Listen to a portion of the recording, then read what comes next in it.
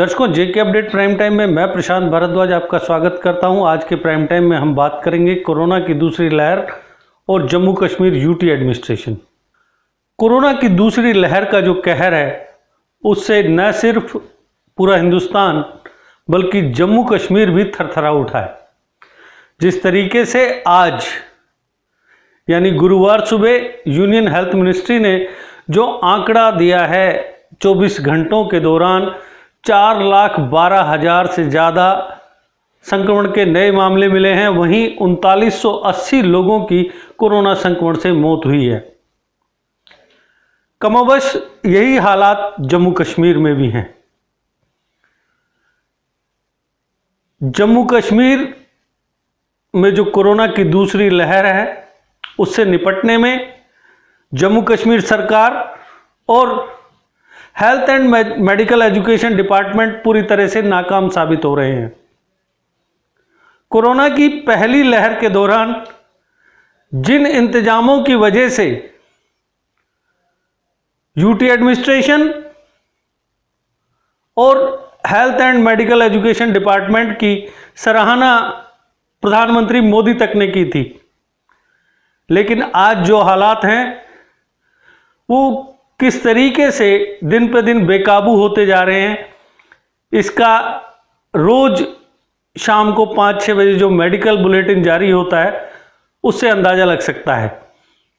कल एक दिन में सबसे ज़्यादा 4700 कोरोना संक्रमण के नए मामले आए, वहीं 52 लोगों की मौत हुई।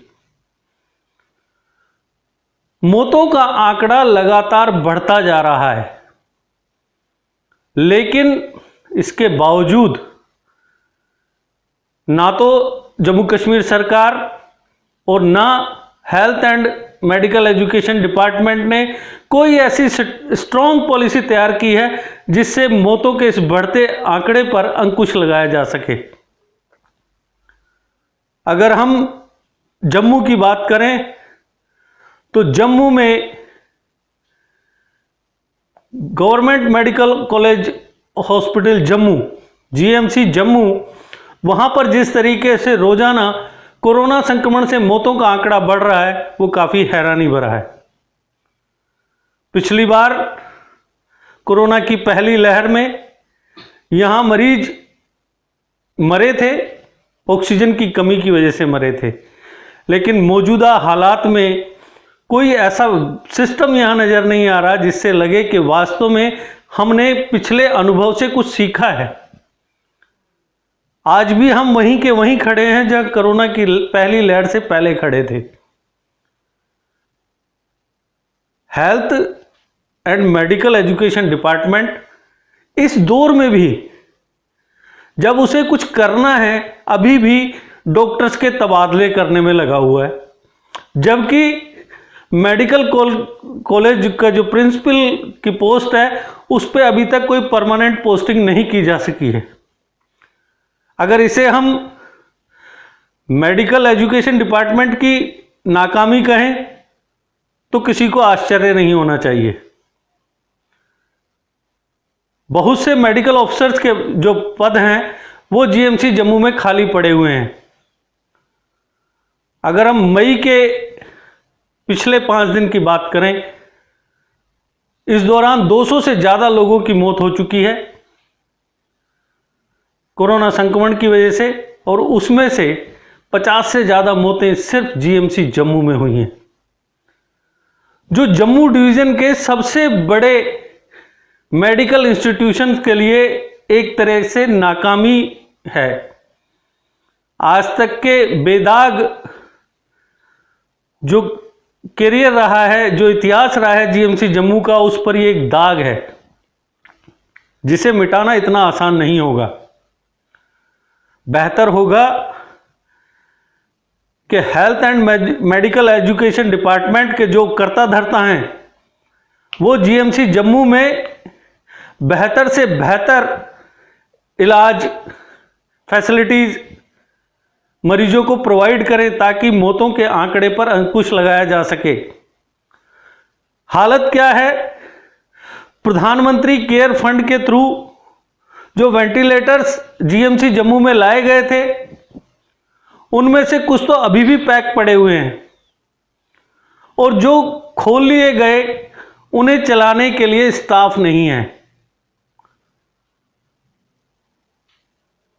जो अधिकारी हैं हेल्थ डिपार्टमेंट के, वो सिर्फ डॉक्टर्स को इधर से उधर कर रहे हैं, वो अपने गेम सेट करने में लगे हुए हैं। उन्हें कोई ये मतलब नहीं है कि जो मशीनरी हमारे पास उपलब्ध है, जो रिसोर्सेज हमारे पास हैं, हम उनको तरीके से यूटिलाइज नहीं कर रहे हैं।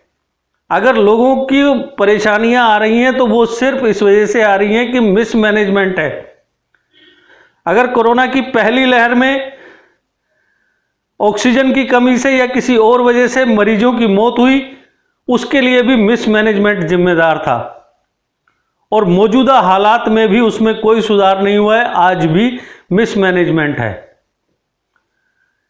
ये अच्छा और बेहतर मैनेजमेंट कब ये सीखेंगे?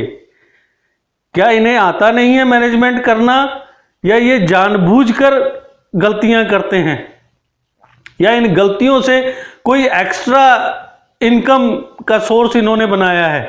ये एक जांच का विषय है, इसकी जांच की जानी चाहिए, क्योंकि लोगों की जान बहुत कीमती है। ब्यूरोक्रेट्स के लिए नहीं, डॉक्टर्स के लिए नहीं, लेकिन उन लोगों के परिवारों के लिए।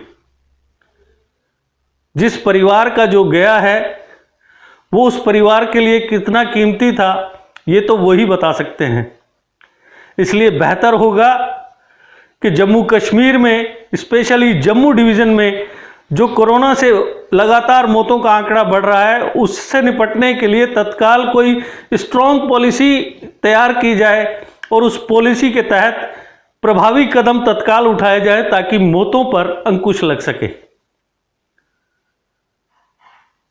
जो ऑक्सीजन प्लांट्स बन रहे थे वो भी अभी थोड़ी सी उसमें गति आई है, क्योंकि लगातार health and medical education department को लगातार आलोचनाओं का शिकार होना पड़ रहा है, तो इसलिए वो अपनी इज्जत बचाने के लिए तुरंत में ऑक्सीजन प्लांट्स को तैयार करने में जुट गए हैं।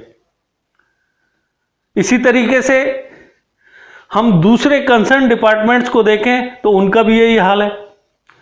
कोरोना की दूसरी लहर को पहली लहर से ज़्यादा विनाशकारी और घातक बताया जा रहा है, लेकिन उसके बावजूद अभी तक शहर में सैनिटाइजेशन का कोई प्रोसेस स्टार्ट नहीं हुई है।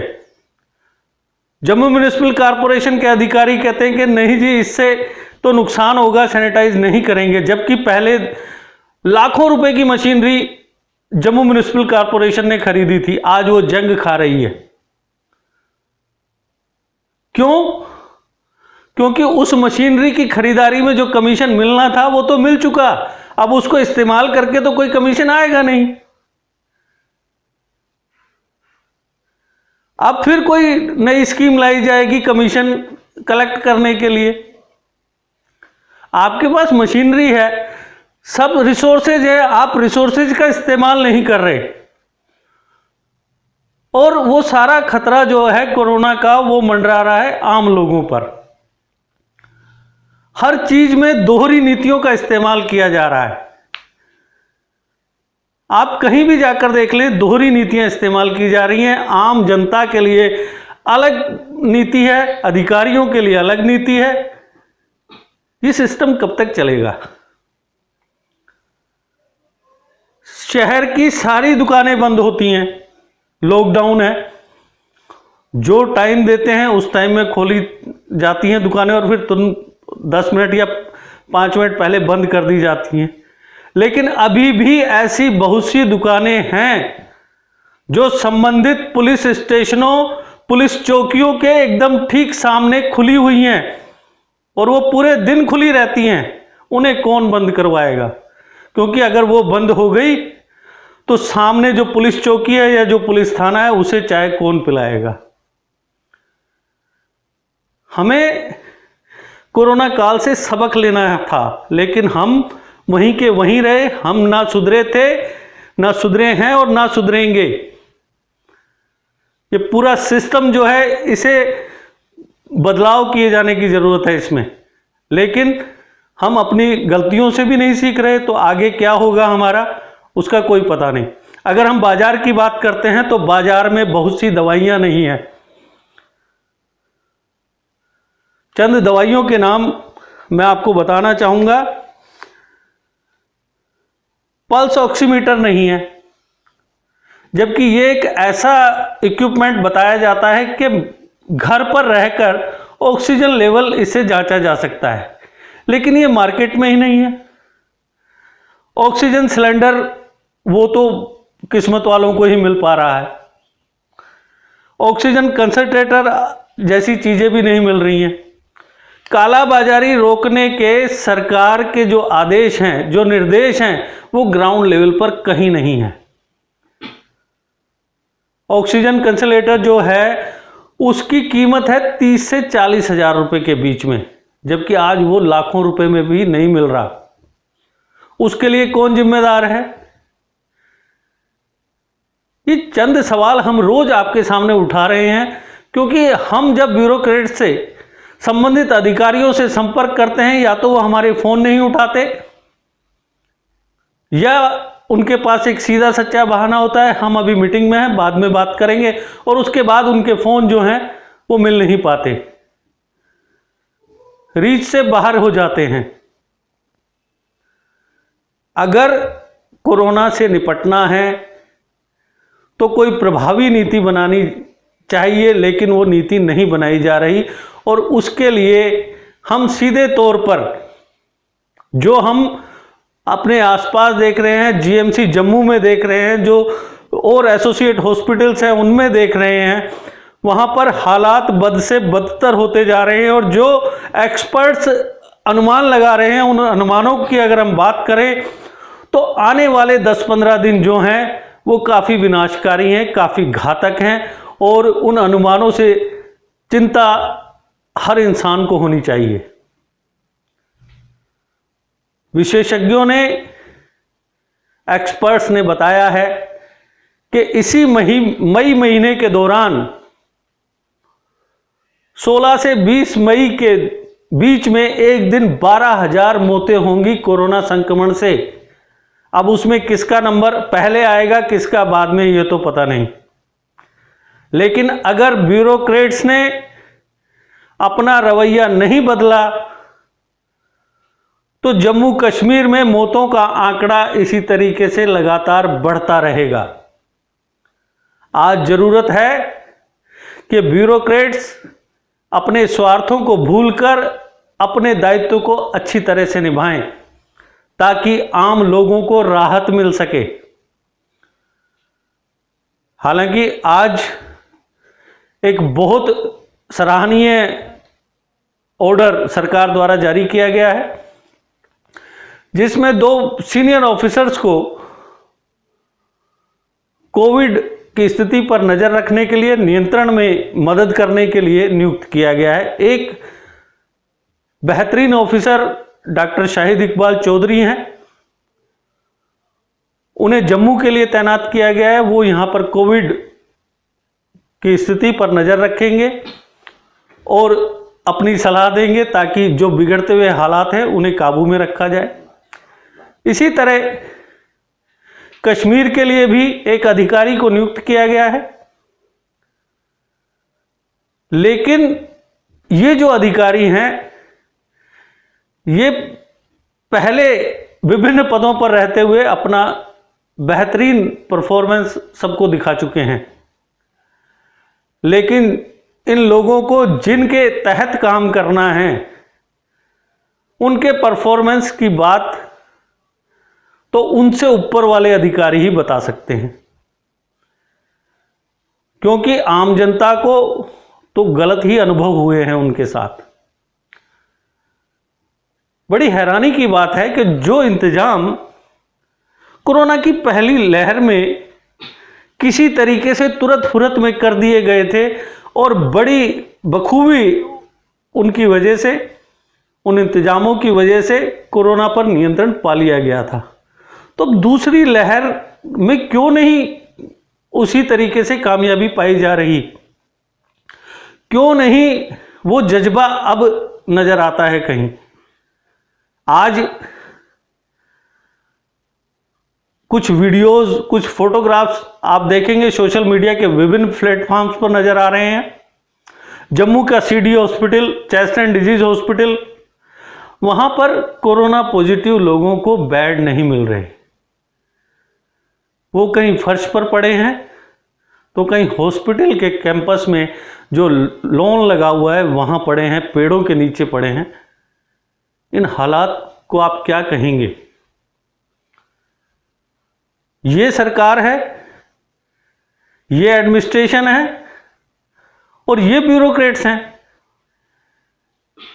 इतना सब कुछ होने के बावजूद अगर एक आम नागरिक को हॉस्पिटल में बेड नहीं मिलेगा तो इससे बदतर हालात और क्या होंगे, इसका आप सिर्फ अंदाजा लगा सकते हैं। और मैं आपको बार बार आपसे गुजारिश करता हूं कि आप सरकार पर ना जाएं, आप खुद को और अपने परिवार को सुरक्षित रखने के लिए खुद कोविड गाइडलाइंस का सख्ती से पालन करें। कहीं बाहर अकारण ना जाएं, गैर जरूरी वजह से बाहर ना घूमें। अगर किसी काम से भी आप बाहर जा रहे हैं, आप मास्क का इस्तेमाल करें और सोशल डिस्टेंसिंग का पूरी तरह से पालन करें, भीड़ भाड़ से दूर रहें। आप में से कुछ लोग कमेंट बॉक्स में हमें लिखते हैं कि आपने मास्क नहीं लगा रखा। उन लोगों को मैं बताना चाहता हूं कि हमारा जो स्टूडियो है जहां हम रिकॉर्डिंग करते हैं वो पूरी तरह से सैनिटाइज है और हम लोग इस स्टूडियो में मास्क नहीं लगाते हैं क्योंकि हमें बोलने में दिक्कत होती है, इस वजह से हम मास्क का इस्तेमाल नहीं करते। तो मैं आपसे ये अनुरोध कर सकता हूं कि आप खुद को और अपने परिवार को सुरक्षित रखने के लिए कोविड गाइडलाइंस का पालन करें ताकि आप और आपका परिवार किसी खतरे में ना पड़े। क्योंकि कोरोना संक्रमण से बचने के यही दो तरीके हैं जिन्हें आप आसानी से इस्तेमाल कर सकते हैं। तो दर्शकों, आज के प्राइम टाइम में बस इतना ही। कल फिर किसी नए मुद्दे पर आपसे फिर चर्चा होगी। तब तक दीजिए इजाजत। नमस्कार। जीके अपडेट रहे हमारे साथ। अगर आप ये वीडियो YouTube पर देख रहे हैं तो हमारे YouTube चैनल को सब्सक्राइब करें और बेल आइकन को क्लिक करें। अगर आप ये वीडियो Facebook पर देख रहे हैं तो हमारा Facebook पेज लाइक जरूर करें। For advertisement please contact 7051091811।